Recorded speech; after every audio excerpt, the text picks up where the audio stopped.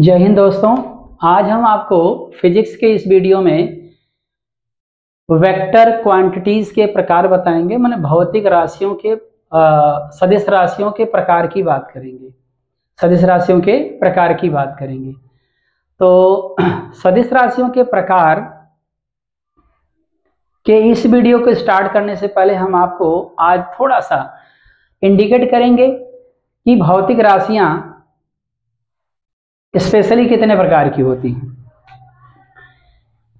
मैंने आपको भौतिक राशियों के बारे में बताया था। भौतिक राशियां मुख्य रूप से दो प्रकार की होती हैं। एक मूल राशि होती है, दूसरी व्युत्पन्न राशि होती है। ये मैंने आपको पिछली वीडियो में बहुत अच्छी तरीके से एक्सप्लेन किया है। और आज हम आपको जो भौतिक राशि स्पेशली दो प्रकार की मूल और व्युत्पन्न राशियां हैं, ये दोनों राशियां कितने प्रकार की होती हैं। मूल राशि भी दो प्रकार की होती है और व्युत्पन्न राशि भी दो प्रकार की होती है। मूल राशि जब जो दो प्रकार की होती है वह होती है अदिश राशि और सदिश राशि। और व्युत्पन्न राशि भी कितने प्रकार की होती है? दो प्रकार की, अदिश राशि और सदिश राशि। तो चाहे हम मूल राशि में अदिश सदिश की बात कर लें, चाहे व्युत्पन्न राशि में अदिश सदिश की बात कर लें, हमको बताना है आपको अदिश और सदिश राशि। तो अदिश और सदिश राशि में हम आपको केवल सदिश राशियों के बारे में बताएंगे। लेकिन इसको बताने से पहले आप थोड़ा सा सदिश राशि और अदिश राशि दोनों के बारे में सुन लीजिए, तो ये ज़्यादा आपको समझ में आएगा। आज हम सदिश राशियों के बारे में पूरी बात बताने की कोशिश करेंगे।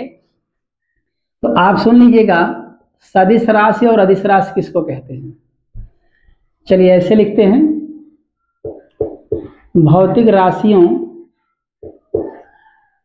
के प्रकार की बात करें तो एक मूल राशि होती है और एक व्युत्पन्न राशि होती है। व्युत्पन्न राशियां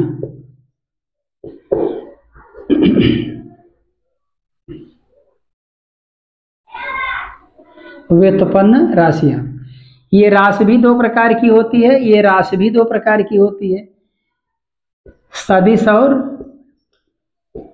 अदिश राशि। सदिश और अदिश राशि ये भी वही होती है, सदिश और अदिश राशि ये भी सदिश और अदिश राशि होती है और ये भी सदिश और अदिश राशि होती है। मतलब ये भी दो प्रकार की और ये भी दो प्रकार की होती है। तो आप सदिश और अदिश राशि में पहले आप अदिश राशि सुन लीजिए। मैंने यहाँ राशि नहीं लिखा है, आप ऐड कर लीजिएगा, ये भी ऐड कर लीजिए यहाँ राशि। सदिश राशि को हम लोग बोलते हैं वेक्टर क्वांटिटी और अदिश राशि को इंग्लिश में बोलते हैं स्केलर क्वांटिटी। Scalar quantity. तो आज हम थोड़ा सा सदिश और अदिश राशि के बारे में बताने से पहले आपको अदिश राशि के बारे में पहले बताते हैं। अदिश राशि कौन सी भौतिक राशि अदिश होती है? तो ऐसी राशियां जिनमें केवल परिमाण हो, केवल क्या हो? परिमाण हो। परिमाण हो उन्हें अदिश राशि कहते हैं, स्केलर क्वांटिटी। और ऐसी भौतिक राशि जिसमें परिमाण और दिशा दोनों हो उसे क्या कहते हैं? सदिश राशि कहते हैं, वेक्टर कहते हैं। परिमाण और दिशा दोनों हो, सदिश या वेक्टर। केवल परिमाण हो, दिशा न हो, अदिश राशि कहते हैं। इसको दूसरी भाषा में या दूसरे शब्दों में सुन लीजिए। ऐसी भौतिक राशि जिसमें केवल परिमाण हो, दिशा हो लेकिन निश्चित न हो। भौतिक राशि ऐसी लें जिनमें परिमाण तो हो लेकिन दिशा निश्चित न हो। दिशा होती है अदिश राशि में लेकिन निश्चित नहीं होती है, और निश्चित दिशा जब नहीं है तो दिशा की हम बात भी नहीं करते, इसीलिए केवल परिमाण की बात करते हैं। तो ऐसी भौतिक राशि जिसमें केवल परिमाण हो, दिशा न हो, उसे अदिश, और परिमाण और दिशा दोनों हो, परिमाण हो साथ में दिशा निश्चित हो, इसीलिए हम इसको सदिश राशि कहते हैं। जैसे मैं कुछ सदिश राशियों के नाम बोल रहा हूं, जैसे आपका हो गया विस्थापन, वेग हो गया, त्वरण हो गया, बल हो गया, आवेग हो, संवेग हो गया।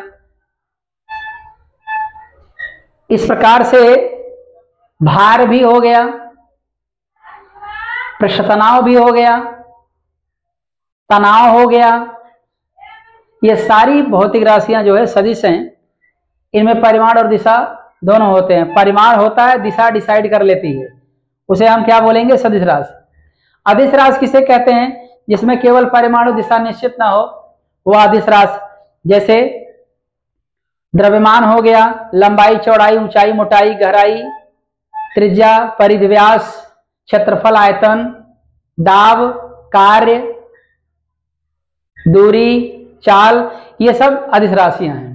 इनमें केवल परिमाण होता है, दिशा इनकी निश्चित नहीं होती है, इसीलिए हम इनको अदिश राशि कहते हैं। इन अदिश सदिश राशियों के अलावा एक और राशि होती है जो ना अदिश होती है ना सदिश, उसे हम लोग प्रदिश राशि कहते हैं। प्रदिश राशि, आप ध्यान दे लीजिए, कौन सी राशि? प्रदिश राशि। प्रदिश राशि, ठीक है। इसको इंग्लिश में क्या बोलते हैं?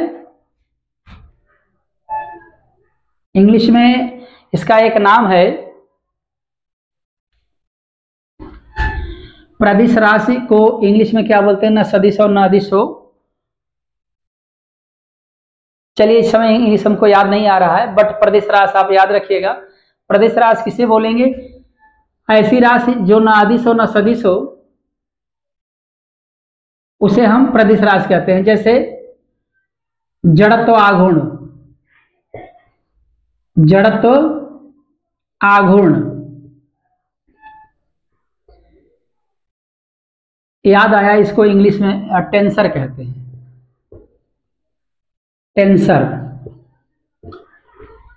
प्रदिश राशि को इंग्लिश में टेंसर कहते हैं। ये जड़त्वाघूर्ण आप याद रखिएगा, ये न तो अदिश राशि है ना ही सदिश राशि होती है, इसलिए हम इसको प्रदिश राशि कहते हैं। अब थोड़ा सा अब आप सदिश राशि के बारे में सुन लीजिए ध्यान से, इसके प्रकार के बारे में। प्रकार पढ़ने से पहले एक बात आप ध्यान देंगे, सदिश राशि के प्रकार पढ़ने से पहले आप ध्यान दीजिएगा। जैसे बल, यहां पे अगर हम सदिश राशि इसको मान लें, तो सदिश राशि की एक पहचान होती है, इसको आप जो है इसके ऊपर तीर का चिन्ह लगाएंगे, तीर का चिन्ह, एरो का चिन्ह लगा के प्रदर्शित करेंगे। आपको एरो इधर नहीं लगाना, उल्टा मत लगाइएगा, इधर हमेशा इसका राइट साइड में इसका हेड होना चाहिए। वेक्टर, अगर ये ए हमारी सदिश राशि है तो इसके ऊपर आप तीर का चिन्ह लगा सकते हैं। पढ़ते क्या है? पहले तीर के चिन्ह को पढ़ेंगे, तब इसके बाद ये पढ़ेंगे। इसको वेक्टर पढ़ेंगे, तीर के चिन्ह को वेक्टर पढ़ेंगे, तब इसके बाद इसको पढ़ेंगे। Vector A, vector F, vector माने सदिश, वेक्टर माने सदिश। आप सदिश से सदिश एफ भी पढ़ सकते हैं। Vector A, vector F. किसी भी सदिश राशि को ग्राफीय निरूपण के माध्यम से कैसे रिप्रेजेंट किया, इसका ग्राफीय निरूपण कैसे होता है, तो आपको ये ज्यादा समझ में आएगा। ग्राफीय निरूपण के लिए आप क्या करेंगे? ग्राफ इसका कैसे बनाएंगे? जैसे वेक्टर एफ बराबर 10 न्यूटन दिया है, 10 न्यूटन दिया है और लिखा हुआ है पूरब, तो आप बड़ी आसानी से इसका ग्राफीय निरूपण कर सकते हैं। ध्यान से सुनेंगे, किसी भी वेक्टर का ग्राफीय निरूपण करने के लिए तीर के चिन्ह का प्रयोग करते हैं, तीर के चिन्ह का प्रयोग करते हैं और तीर के चिन्ह का प्रयोग करेंगे। किसी भी वेक्टर को अगर ग्राफीय निरूपण से आपको दर्शाना है तो आप पहले ये सीख लीजिए कि किसी भी वेक्टर को तीर के चिन्ह से दर्शाया जाता है, और तीर के चिन्ह के बारे में आप सीख लीजिए, तब ये ज्यादा और समझ में आएगा। तीर का चिन्ह, तीर के चिन्ह में जो तीर का चिन्ह होता है, ये वाला तीर का चिन्ह, इसके दो भाग होते हैं, एक हेड होता है और एक टेल। एक हेड होता है और एक टेल, शीर्ष और पुच्छ। हेड कौन है, टेल कौन है? आप ये देख रहे हैं, ये इसको हेड बोलेंगे।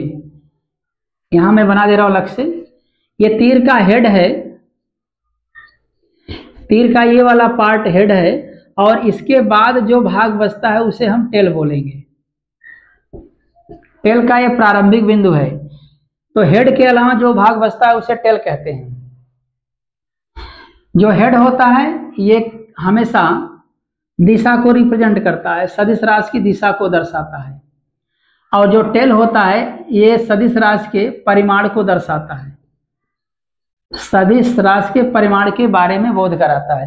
तो ये दिशा को दर्शाता है, परिमाण को दर्शाता है। मतलब सदिश राशि में परिमाण और दिशा हो भी करते हैं, तो ये परिमाण को, ये दिशा को और ये परिमाण को रिप्रेजेंट करता है। अब ये आप बना सकते हैं। अब इसके बाद आप करेंगे क्या, जैसे ये दिया हुआ है और कह रहा है भाई इसका ग्राफीय निरूपण करो, तो कैसे ग्राफ बनाएंगे इसका? तो बहुत आसान है। सबसे पहले आप करेंगे क्या, माना 1 न्यूटन बराबर, आप मान लीजिए 1 सेंटीमीटर। तो अब न्यूटन में तो कोई लंबाई होती नहीं है, तो आपको लंबाई के रूप में दिखाना है, तो 1 न्यूटन बराबर 1 सेंटीमीटर मान लो, 10 न्यूटन बराबर 10 सेंटीमीटर हो जाएगा। तो 10 सेंटीमीटर की एक रेखा आप पूरब दिशा में खींच दो। अब पूरब पश्चिम की बात फंसी हुई है, तो आपको ये भी बता दें, इधर ईस्ट होता है, इधर वेस्ट होता है, और इधर नॉर्थ होता है, इधर साउथ होता है। तो यहां से आप किसी वेक्टर को शुरू करेंगे, यहां मूल बिंदु से शुरू करेंगे। आप करेंगे क्या, 10 सेंटीमीटर की एक रेखा पूरब दिशा में खींच लीजिए, और पूरब दिशा में आप तीर का चिन्ह लगा दीजिए।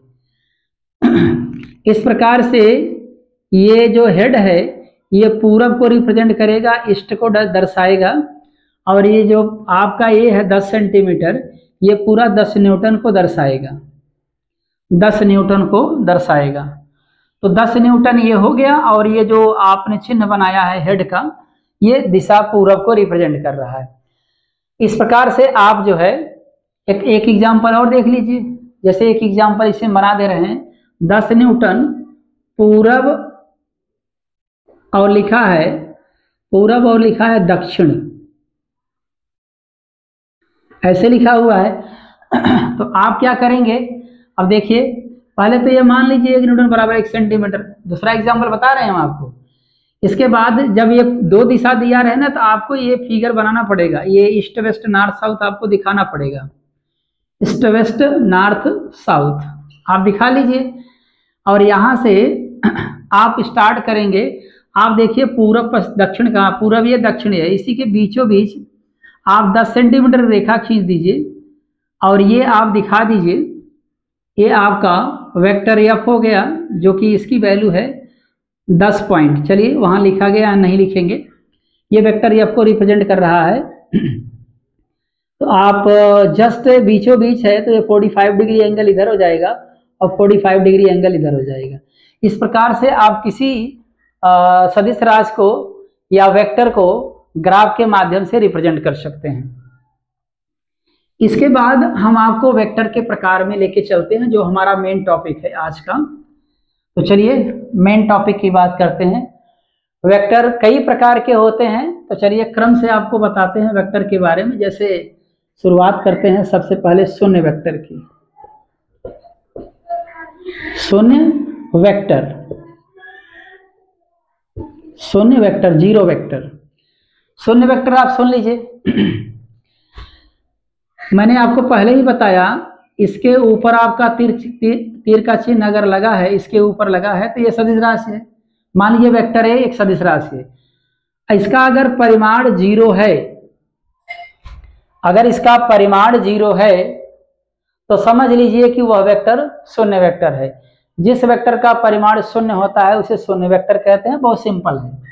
चाहे जितने वेक्टर ए बराबर 0, वेक्टर बी बराबर 0, जैसे मान लीजिए वेक्टर ए बराबर 0 है, तो इसका मतलब शून्य वेक्टर है। वेक्टर बी बराबर भी 0 है, तो ये भी शून्य वेक्टर है। क्या आप इसको ऐसे नहीं लिख सकते, 2 वेक्टर के मान 0 हैं, 0 एक पक्ष बराबर दूसरा पक्ष बराबर है, लिख सकते हैं। गणित का नियम कहता है एक पक्ष बराबर दूसरा पक्ष ऑटोमेटिक बराबर हो जाएगा। तो vector A is equal to vector B, जितने वेक्टर हों 0 सबको बराबर करके लिख दीजिए। इस प्रकार से शून्य वेक्टर हो गया। शून्य वेक्टर की परिभाषा क्या होती है? वह वेक्टर जिसका, अब जैसे किसी वेक्टर को आप तीर से दिखाते हैं, तो जैसे आपने वेक्टर f बराबर 10 दिखाया और वेक्टर a बराबर आपको 0 दिखाना है, तो वेक्टर f बराबर आप 10 सेंटीमीटर की रेखा पूर्व साइड में खींचे थे, तब तीर का चिन्ह लगाए थे। अब आप 0 दिया है तो आप खींचेंगे क्या? शुरू कहाँ से करेंगे? ऐसे थोड़ी खींचेंगे लंबा, इसका कोई मान ही नहीं है। वह वेक्टर जैसे कोई रेखा खींचते हैं तो प्रारंभिक अंतिम बिंदु होता ही नहीं होता, यहाँ ले गए, यहाँ जाके खत्म किया आपने, तीर का चिन्ह यहाँ लगाया, तो शुरू किया और अंत यहाँ जाके किया। अगर 0 दिया है तो आप शुरू भी नहीं कर सकते और अंत भी नहीं कर सकते। तो वह वेक्टर जिसका आदि और अंत नहीं होता, ना तो आदि हो ना तो अंत हो, ऐसे वेक्टर को शून्य वेक्टर कहते हैं। 0 वेक्टर में आप कुछ भी लंबाई नहीं दिखा सकते, सीधी सी बात करें तो। दूसरा वेक्टर आपका एकांक वेक्टर है, देख लीजिए, इसको यूनिट वेक्टर भी कहते हैं, इंग्लिश में ज्यादा प्रसिद्ध है यूनिट वेक्टर के नाम से। वो 0 वेक्टर है, ये वाला 0 वेक्टर है, आपको पता ही है 0 वेक्टर। और ये यूनिट वेक्टर एकांक वेक्टर है। एकांक वेक्टर किसे कहते हैं? जैसा नाम वैसा काम। कोई वेक्टर है, अगर भैया इसका मान 1 है तो ऐसे वेक्टर को हम क्या बोलेंगे? एकांक वेक्टर। वेक्टर ए का मान अगर 1 है तो इस वेक्टर को क्या बोलेंगे? एकांक वेक्टर बोलेंगे। जिस वेक्टर का परिमाण 1 हो, मान 1 हो, दिशा कुछ भी लिखा रह सकता है, दिशा की बात हम नहीं करेंगे, दिशा आप दे सकते हैं चाहे जो भी, वह वेक्टर जिसका परिमाण 1 होता है, ऐसे वेक्टर को हम लोग शून्य वेक्टर यूनिट वेक्टर कहते हैं। अब यूनिट वेक्टर के कुछ और स्पेशल पॉइंट हैं। अगर वेक्टर ए का परिमाण 1 है तो आप इसको ऐसे भी लिख सकते हैं, ए लिख दीजिए, इसके ऊपर आप कैप बना दीजिए। ये यूनिट वेक्टर का प्रतीक है, याद रखिएगा, कैप का चिन्ह। किसी भौतिक राशि के ऊपर आप कैप लगा देते हैं तो वह समझ लीजिए एकांक वेक्टर बन जाएगा, क्योंकि उसका परिमाण 1 है। तो आप कैप इज इक्वल टू 1 भी लिख सकते हैं, इसको यूनिट वेक्टर पढ़ेंगे, इस कैप को यूनिट वेक्टर ए पढ़ेंगे, कैप को यूनिट वेक्टर, ए को ए पढ़ेंगे, तो unit vector A is equal to 1। बड़ी सीधी सी बात है, किसी वेक्टर का परिमाण अगर 1 है तो उसको हम यूनिट वेक्टर कहते हैं, और यूनिट वेक्टर को उसके ऊपर कैप का चिन्ह लगा करके दर्शाया जाता है। जैसे आप तीर का चिन्ह लगाते हो, उसकी जगह आपको कैप लगाना है, बस आपका यूनिट वेक्टर बन जाएगा। तो बहुत आसान है। तीसरा हम आपको बता रहे हैं समदिश समांतर वेक्टर। समदिश समांतर वेक्टर, समदिश समांतर वेक्टर। आप ध्यान से सुने, एग्जाम्पल के साथ समझेंगे ज्यादा समझ में आएगा। अगर वेक्टर ए बराबर 2 पॉइंट दिया है पूर्व दिशा में, और वेक्टर बी बराबर भी दिया है 2 पॉइंट पूर्व दिशा, अच्छा मीटर लिख देते हैं, थोड़ा सा ज्यादा बढ़िया आपको समझ में आएगा। मीटर पूर्व लिख दिया, ये भी मान के चलिए मैंने इतना 2 मीटर पूर्व लिख दिया, 2 मीटर पूर्व लिख दिया। अब आप देख लीजिए, इसका परिमाण 2 मीटर तो इसका भी परिमाण 2 मीटर, इसकी दिशा पूरब है तो इसकी भी दिशा पूरब है। अगर दो वेक्टरों के, 2 या 2 से अधिक वेक्टरों के परिमाण और दिशा दोनों बराबर होते हैं तो ऐसे वेक्टर को समदिश समांतर वेक्टर कहते हैं। परिमाण, दिशा, इसका परिमाण और दिशा दोनों आपस में बराबर हैं, इसलिए दोनों वेक्टर समदिश समांतर वेक्टर बोले जाएंगे। बहुत आसान है। इसका एक पक्ष पूरी तरीके से बराबर देख रहे हैं आप, इसको भी आप लिख सकते हैं वेक्टर ए बराबर वेक्टर बी, वेक्टर ए बराबर वेक्टर बी। गणित का नियम कहता है अगर एक पक्ष बराबर है दूसरा पक्ष स्वतः बराबर हो जाता है, आप तुलना करके लिख सकते हैं। समदिश समांतर वेक्टर हो गया। इसके बाद हम आपको अगला बताएंगे विपरीत समांतर वेक्टर। विपरीत समांतर वेक्टर, समांतर वेक्टर। इसका एग्जाम्पल आप समझ लीजिए बहुत आसानी से। वेक्टर ए बराबर मान लीजिए 2 सेंटीमीटर लिखा है पश्चिम, और वेक्टर बी बराबर लिखा हुआ है 2 सेंटीमीटर पूरब, सपोज दैट लिखा हुआ है ये। आप देख रहे हैं इन दोनों वेक्टरों के परिमाण बराबर हैं लेकिन दिशाएं एक दूसरे के विपरीत हैं। विपरीत का मतलब पूरब पश्चिम एक दूसरे के विपरीत होते हैं, माने पूरब का उल्टा पश्चिम, विपरीत माने उल्टा, पूरब का उल्टा पश्चिम, पश्चिम का उल्टा पूरब, उत्तर का उल्टा दक्षिण, दक्षिण का उल्टा उत्तर, ऊपर का उल्टा नीचे, नीचे का उल्टा ऊपर, लेफ्ट का राइट, राइट का लेफ्ट होता है। तो वे वेक्टर जिनके परिमाण तो समान हो लेकिन दिशाएं एक दूसरे के ठीक विपरीत हो, ऐसे वेक्टरों को हम बोलते हैं विपरीत समांतर वेक्टर। इनको भी बराबर करके आप लिख सकते हैं। देखिए कैसे लिखेंगे। अगर दो वेक्टरों के परिमाण बराबर हैं, दिशाएं विपरीत हैं, आप बीच में बराबर लगा करके किसी एक वेक्टर के साथ आप माइनस लगा दीजिए, चाहे यहां चाहे यहां। ये लिखने का तरीका होता है। आप बराबर लिखने के बाद किसी एक के पहले माइनस लगा दीजिए। अब आप पक्षांतर करेंगे तो vector A plus vector B is equal to 0 आ गया। इस प्रकार से आपने देखा कि विपरीत समांतर वेक्टरों का योग हमेशा शून्य होता है। तो दोस्तों उम्मीद करते हैं ये वीडियो आपको पसंद आया होगा। अगले वीडियो में आपसे फिर मिलेंगे इसी वेक्टर के कुछ छूटे हुए पार्ट के साथ। तब तक के लिए धन्यवाद।